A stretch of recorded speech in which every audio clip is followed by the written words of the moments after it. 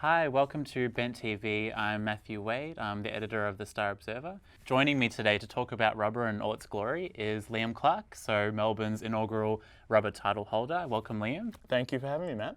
It's serious in the sense that these are people's passions and interests and fetishes, but it's fun as well, right? Like part of like being a part of the community and wearing the clothes and kind of engaging with it. It's supposed to be like it's enjoyable. It's supposed to be kind of fun as well. Yeah, for me, definitely it is. I mean, I know some people take it a lot more seriously, and that's definitely their prerogative. But I'm under no illusions of the fact that I am a pageant queen who won a pageant for guys into sexy dress-ups. No, I love it. I think it's amazing. Sorry. Yeah, no, so it's just sort of like makes me feel like an augmented version of myself. Following your win in 2016, what happened like in the years since then in terms of the rubber community holding the title? It was the rubber community in Melbourne was there, and the Laird has always sort of been there, and it's sort of like our focal point, I guess. But after I won, it sort of was a catalyst. I mean, I can't say that it was because of me. I can't say that I did anything specific, but because this had happened, it brought a lot of guys out and into the bar more often and feeling into more the community. comfortable being a part of it. Yeah. Also, the Laird and like fetish community in general tends to have a bit of a reputation of being like for muscular, fit dudes, and Melbourne loves a beard. So I think all of a sudden having a poster boy that was weird and lanky and geeky and hairless suddenly made a lot more people realize that they were welcome in the fetish community and at places like the Laird.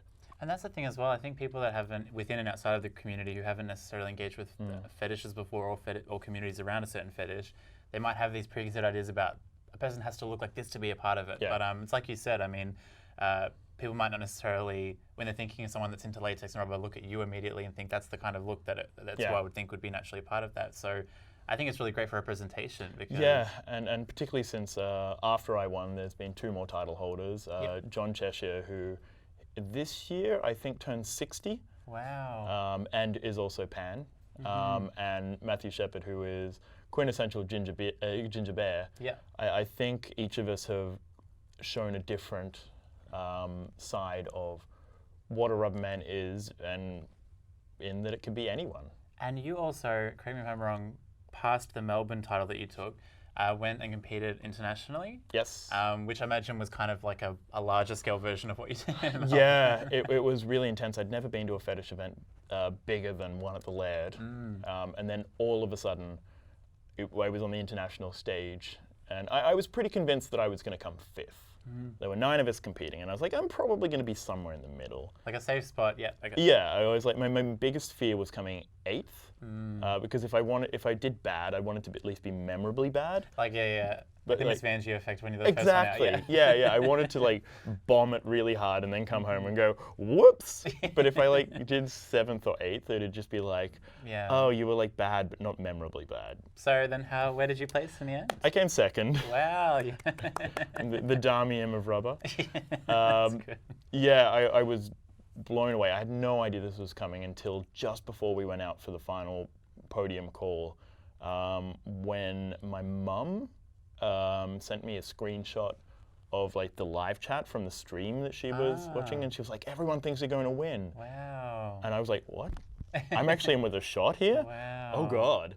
That's incredible. And also because I imagine that, have there been any Australian rubber, like because you were the inaugural sash holder, so were you the first Australian to go over and compete? There had been an Australian previously, but I was the first, he was representing I think somewhere in the UK. Right. I was the first Australian to compete representing Australia, and definitely the first with a title. And coming up later this year, you'll be revisiting the US for the international rubber title, the international rubber competition. Is that right? Yes, due to the fact that I'm now one of the main organisers of the rubber event and the title, working from a backstage component, I've been invited to judge Mr International Rubber this year. So I will be in the same room, just on the other side of the table. Amazing. It'll be a very different experience, but also like incredible because again, it's validating and affirming something that you're excited and it makes you really happy. So to kind of be able to not only celebrate it here in Melbourne, but go overseas on this big stage and kind of, have it embraced the way that it is, I think is amazing. Yeah, it's just so mind-boggling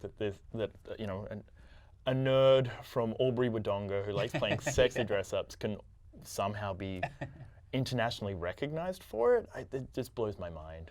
Well, that's now what I wanted to touch on a bit. So in case you're just joining us now, I'm here with Liam Clark, who is Melbourne's inaugural rubber title holder. Melbourne's rubber community, you mentioned a bit earlier that after the first rubber competition that you won, people felt a bit more, I guess, empowered and enabled like to get out into the bar and kind of embrace that a bit more. So what is Melbourne's rubber community like? For someone that's maybe never entered it before and has never had any exposure to it, what is the Melbourne scene like? I guess it's a diverse group of groups, potentially. The one that I guess I most specifically represent is the Melbourne Rubbermen, which is a loose community based on a Facebook group of guys into rubber of very mixed ages. We've got some members who are still like 18, 19, and then there's members in their 60s. Wow. Most of us, I think, tend to be 20s, 30s, 40s, though. And we organize social group events and just go out and have fun. We're definitely a queer subsect of the rubber community, but there's definitely broader people out there who aren't part of our group. I know you mentioned earlier that it kind of crosses sexuality lines, like a lot of people can be interested in rubber, and actually a lot of women as well. But I guess for yourself being queer, how does it feel to have a space that you can not only be queer and safe and comfortable, but also express that? Because I imagine that there are a lot of people even within the queer community that have never even thought about, fetishes or rubber in particular. So how does it feel to be able to, I guess, bring those two identities together and feel comfortable and safe and, celebrated? I mean, I'm going to be cliche here and say it's liberating. I don't know that I was ever super comfortable with people beforehand. I've always felt like I've got a dirty, dark secret that I haven't really been able to share with people, but now everything's on the table. Yeah. Everyone generally knows everything about me, and if they don't, they just need to look at my Instagram. So it doesn't feel like I have to hide anything of myself anymore. And the fact that I've got a group of people and a space in the community, like a physical space, where I can just revel in what I like and who I am. It's liberating. It's so liberating. And I know you said that since you won the Sash, there have been a couple of more people that have taken it out in the consecutive years. Is there a competition coming up this year for? Yeah, there is. During Slick Melbourne Rubber Week, which is the 3rd to the 7th of July. Our Melbourne Rubberman competition is on the 5th, which is a Friday night. We'll be held at the Laird Hotel once again. It's going to be exciting.